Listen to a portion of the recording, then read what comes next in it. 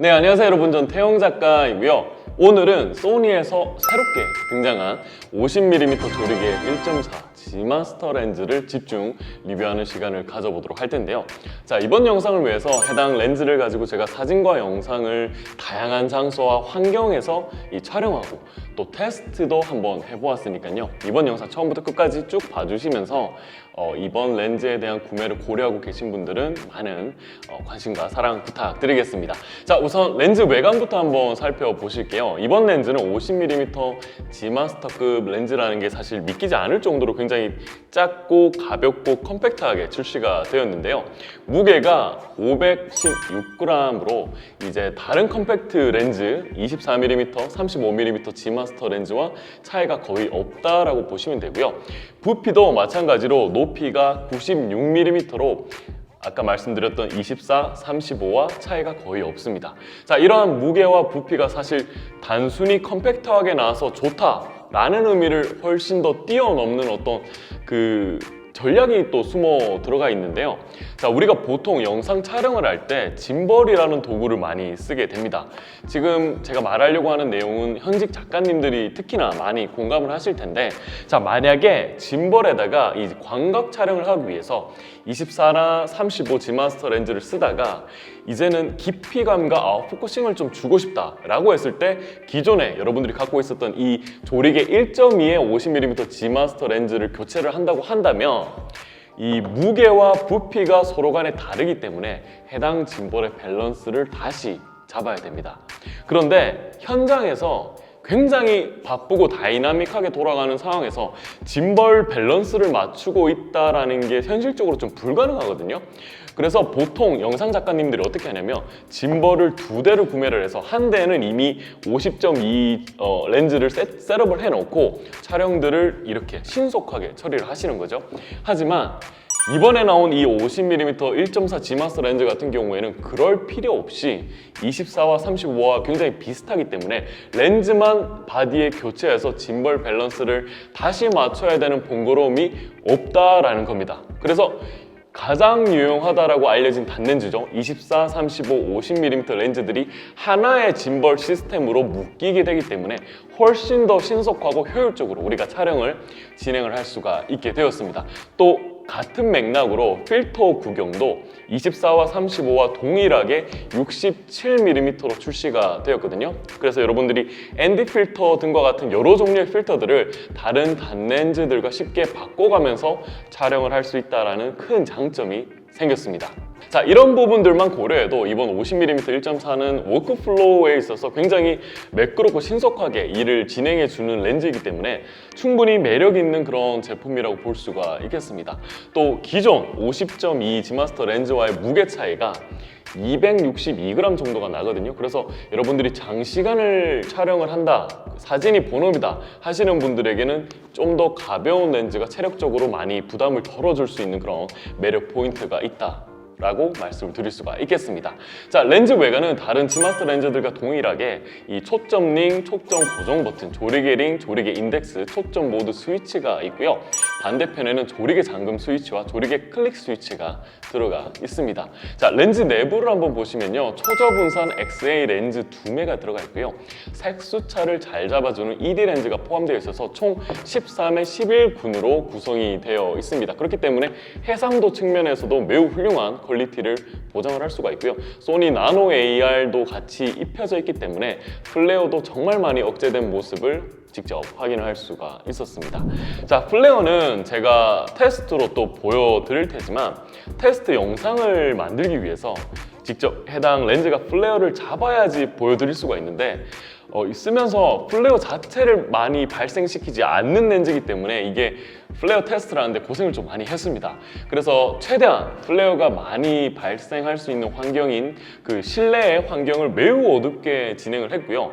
조명도 제가 갖고 있는 조명 중에서 가장 광량이 센 지속광으로 셋업을 모두 한 다음에 테스트를 진행해 보았습니다. 조리개는 최대 개방에서부터 16까지 조이면서 영상 촬영을 하였는데요.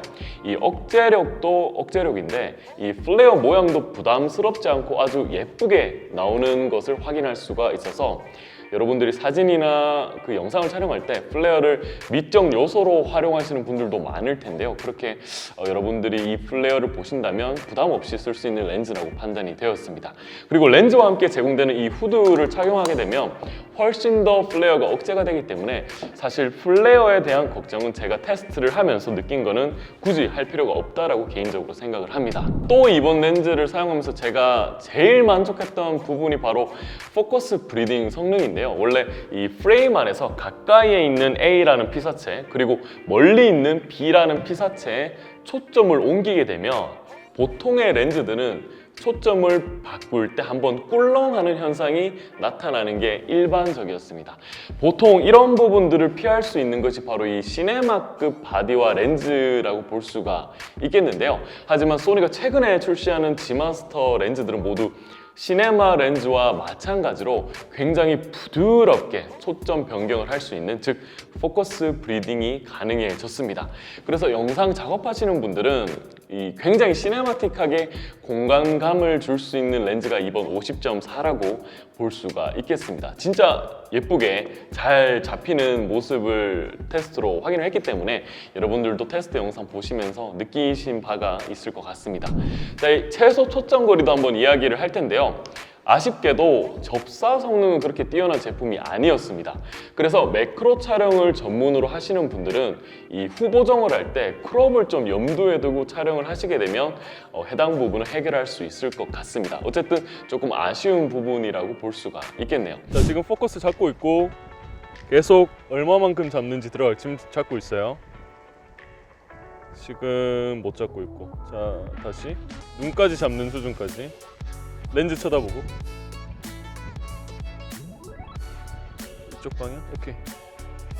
자, 몸 조금만 제 쪽으로 틀어주고 오케이 좋아요. 자, 이 정도 거리가 지금 영상 촬영할 때 최소 초점 거리라고 보시면 됩니다, 여러분. 지금 이 정도 제 손 한 뼘 반 정도 되는 수준으로 최소 초점 거리가 잡히고 있습니다. 자, 보케 같은 경우에는 사진과 영상에서 조금 다른 모습을 보여주었는데요. 자, 우선 사진에서의 보케는 예쁜 원형 모양으로 정말 아름답게 잘 표현해주는 모습을 확인할 수 있었습니다. 다만 똑같은 장소에서 영상을 담아봤는데요. 영상 속에서는 사진만큼의 그런 그 깔끔한 원형 보케 모양이라기보다는 살짝은 아몬드 형태로 변화되어서 촬영되는 모습을 확인을 할 수가 있었습니다. 그래서 이런 차이점들을 잘 고려하셔가지고 영상과 사진을 번갈아 가면서 촬영하시면 될 것 같습니다.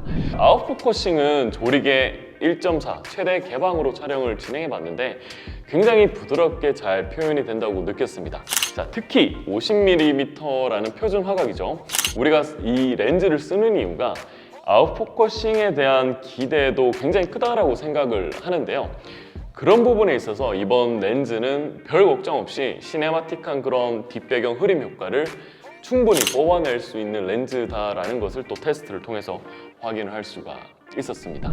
자, 왜곡 테스트도 한번 진행을 해봤는데요. 사실 표준 화각인 50mm가 원래도 왜곡이 발생을 크게 하지 않는 구간이기도 하거든요. 특히 또 이번 렌즈가 G마스터급 렌즈이기 때문에 테스트하기 전에서부터도 별 걱정 없이 진행을 했는데 예측과 마찬가지로 주변부의 왜곡은 느낄 수 없는 모습을 보여줬습니다. 자, 색수차 테스트는 가장 많이 색수차가 발생하는 최대 개방 조리개에서 진행을 하였는데요. 결과 함께 보도록 하겠습니다. 색수차가 가장 많이 등장하는 조리개인 최대 개방 1.4에서 진행을 해보았습니다. 그리고 역광의 상황에서 또 색수차가 많이 발생하기 때문에 같이 한번 찾아보는 시간을 갖도록 하겠습니다. 자, 우선 이파리 주변부들을 한번 보시면요.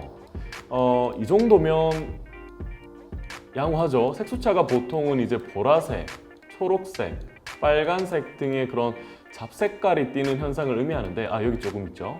자, 이렇게. 자, 이 정도면 솔직히 굉장히 양호한 편이라고 할 수가 있거든요. 자, 다른 사진도 한번 봐드릴게요. 자, 자, 해당 부분도 이파리의 주변부를 보시면 약간 보랏빛이 들긴 하는데 근데 저는 다양한 렌즈들을 많이 쓰고 있는 입장에서 이 정도 색수차는 진짜 약간 고마운 수준이다라고 볼 수가 있겠습니다. 여러분들 혹시 어떻게 생각하시는지 이 부분은 댓글로 같이 한번 또 이야기를 나눠보면 좋을 것 같은데요. 색수차가 거의 없죠? 솔직히 거의 없습니다. 많이 한번 찾아드리고 싶긴 한데 여기 약간의 남색기가 둘러져 있는 모습도 발견을 할 수가 있죠. 자, 어쨌거나 사진을 딱 봤을 때 색수차가 진하게 띄어 있는 모습도 없고, 그리고 확대를 해서 봐도 찾아야 되는데 시간이 꽤 오래 걸릴 만큼의 그런 색수차가 있다라는 부분은 충분히 훌륭한 색수차의 성능을 발휘하고 있다라고 정리를 해도 좋을 것 같습니다.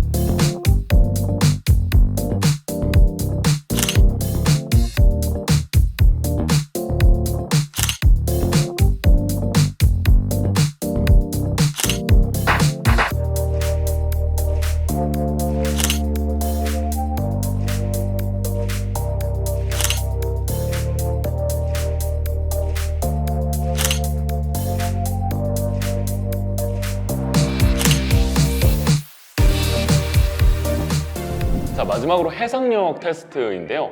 조리개에 따른 중심부와 주변부 해상도를 한번 살펴봤습니다. 조리개는 가장 활용도가 높을 조리개의 최대 개방이죠. 1.4 그리고 2.8 마지막으로 조리개 8 구간으로 나누어서 세 가지의 그 결과물들을 한번 비교해 보았고요. 같이 한번 보도록 할게요. 자, 이번에는 해상도 체크를 위해서 세 장의 사진을 한번 가지고 와 보았는데요. 자, 지금 보시는 화면은 해상도 차트의 모습 되겠습니다. 자, 왼쪽 상단 한번 보시면 조리개 1.4로 촬영된 사진, 그리고 오른쪽에는 조리개 2.8로 찍은 사진이고요. 자, 두 가지의 중심부와 주변부 모두 한번 살펴보도록 하겠습니다. 자, 우선 중심부를 한번 비교해 보도록 하겠습니다. 자, 조리개 2.8일 때 중심부고 1.4일 때 중심부인데요. 자, 두 가지 여러분들 비교가 되시는지 모르겠는데 제가 봤을 때는 매우 미세하게 2.8이 조금 중심부가 더 선명한 모습을 확인할 수 있습니다. 하지만 그 정도가 굉장히 미세하기 때문에 큰 의미는 없다라고 볼 수가 있겠고요. 자, 이번엔 주변부도 한번 봐드릴게요. 자, 16대 9라는 숫자에 한번 주목해 주시면요. 주변부도 미세하게 2.8이 좀 더 선명한 모습을 보여주고 있죠.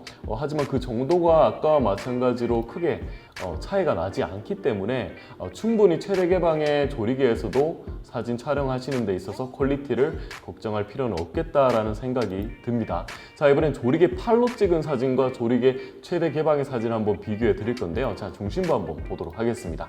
자, 중심부를 보시면요. 제가 봤을 때 크게 또 차이가 없습니다. 최대 개방의 그 화질이 굉장히 좀 놀라운데요. 원래 대부분의 렌즈들은 이 최대 개방일 때의 그 중심부와 주변부가 해상력에 많이 약한 모습을 보여주는 데 반해서 이번 50mm 조리개 1.4 렌즈는 굉장히 방어를 잘하고 있는 모습을 보여주고 있다라고 정리를 할 수 있을 것 같습니다. 자, 이제 주변부도 한번 보시면요. 조리개 8의 그 주변부 16대 9라는 숫자와 조리개 1.4의 주변부가 미세한 정도를 조금 넘는 수준의 그런 차이가 보여지고 있는 모습을 확인할 수 있습니다. 자, 조리개 8이 좀 더 선명한 모습 확인할 수가 있죠. 자, 이번엔 조리개 8과 조리개 2.8의 비교를 한번 해드릴 건데요. 자, 중심부 보시면요. 제 눈엔 동일해 보입니다. 동일해 보여요. 큰 차이가 없습니다. 정말 차이가 없죠? 자, 이번엔 주변부도 같이 한번 보도록 할게요. 자, 주변부 보시면 팔이 좀 더 뛰어난 모습을 확실히 느낄 수가 있습니다. 자, 이렇게 정리하자면 최대 개방일 때 그런 사진 퀄리티도 중심부, 주변부의 2.8과 크게 밀리지 않는 모습을 보여주고 조리개 팔과 비교해서도 중심부에서는 크게 밀리지 않는 모습을 보여주고 있는 성능을 갖고 있다. 그렇기 때문에 중심부, 사진의 가장 중요한 중심부 인물 촬영할 때도 그렇죠. 그래서 최대 개방을 활용하는 데 있어서 전혀 걱정 없이 마음껏 쓰시면 되겠다라고 한번 이번 해상력 테스트를 정리해 보면 좋을 것 같습니다. 자, 이렇게 모든 테스트를 마쳤고 한번 보여드렸는데요. 사실 이 렌즈 제가 써보고 소니 측에 구매 요청을 바로 했습니다. 제가 아시는 분들은 좀 아실 텐데 워낙 50mm라는 표준 화각의 매력을 많이 느끼고 있는 작가기도 하지만 아까 도입부에 말씀드렸던 짐벌 시스템 있죠. 그리고 그 필터 구경도 똑같다는 점. 저는 24mm, 35mm G마스터가 갖고 있거든요. 그렇기 때문에 해당 두 렌즈와 이 렌즈의 케미가 굉장히 매끄럽고 신속하게 일이 진행될 거라는 것을 알기 때문에 엄청난 메리트라고 저는 생각을 했습니다. 그리고 결과물 퀄리티도 제가 직접 보여드린 그런 테스트 영상처럼 걱정할 부분이 사실 전혀 없다라고 생각을 하거든요. 충분히 잘 출시가 되었다라고 생각을 하기 때문에 이 50.2 렌즈랑 비교해서도 충분히 G마스터급이라는 칭호를 가질 수 있는 제품이 이번 제품이 아닌가라는 확신을 할 수가 있었습니다. 다만 50.2 G마스터와 비교하면서 구매를 고려하고 있는 시청자분이 계신다면 저처럼 24랑 35를 갖고 계신 분은 이 오늘 리뷰했던 50.4를 구매하는 게 저 같은 경우에는 경쟁력이 조금 더 있다라고 보고요. 그게 아니라 나는 50mm 이 렌즈 하나만을 가지고 촬영을 진행할 거다 라고 하시는 분들은 이번 렌즈보다는 그래도 50.2 G마스터를 구매하시는 게 퀄리티적인 부분에서 조금의 강점을 가지고 간다라고 생각을 합니다. 시간 관계상 제가 이 50.2와의 비교 테스트까지는 준비를 하지 못했지만 조리개 1.2급의 그런 최상급 렌즈가 갖고 있는 기술력이 당연히 더 낫다라는 것은 테스트를 굳이 안 해보더라도 누구나 다 예측할 수 있는 부분이기 때문에 그렇게 한번 두 렌즈를 비교해서 결정을 하시면 좋겠다라는 생각을 해봤습니다. 그리고 AF도 한번 진행을 해봤는데요. 제가 직접 뭐 테스트를 하면서 계속 AF를 썼으니까요. 소니는 AF는 뭐 넘사라고 할 수가 있겠죠. 그래서 굉장히 빠른 속도로 피사체를 번갈아 가면서 잡고 있는 모습을 보았기 때문에 AF적인 부분에서도 걱정을 안 하셔도 되는 렌즈가 이번 렌즈다라고 말씀을 드릴 수가 있겠습니다. 자, 아무쪼록 이번 영상 50mm 이번에 새롭게 등장한 조리개 1.4의 G마스터 렌즈를 한번 리뷰를 해드렸는데 어떻게 재밌게 보셨는지 모르겠습니다. 이번 영상을 촬영하기 위해서 또 나름 캠핑도 가고 제주도에 예쁜 그런 카페도 가고 많은 활동들을 하면서 굉장히 좀 재밌게 촬영을 했었거든요. 그래서 이번 영상 보시면서 또 많은 분들이 제주도의 그런 힐링되는 영상도 한번 봐주셨으면 좋겠고 이번 영상이 또 도움이 되셨다면 오랜만에 또 좋아요와 구독하기도 한번 눌러주시고 댓글란에도 자유롭게 이번 렌즈에 대한 생각을 남겨주시면 굉장히 또 재밌는 그런 토론의 장이 될 수 있을 것 같습니다. 자, 소니 이번에 새롭게 등장한 렌즈 저도 구매 요청을 했으니까요. 정말 많은 기대가 되는데 아직 도착은 안 했습니다. 그래서 저도 직접 쓰면서 많은 또 생각을 할 텐데 어떻게 될지 모르겠지만 1년 뒤에 뭐 또 다시 새롭게 리뷰를 한번 해드릴 수도 있을 것 같고요. 자, 이렇게 태영 작가였고요. 다음 영상에서도 굉장히 또 흥미롭고 재미난 콘텐츠로 찾아뵙는 사진 채널이 되도록 하겠습니다. 자, 지금까지 시청해 주셔서 감사드립니다.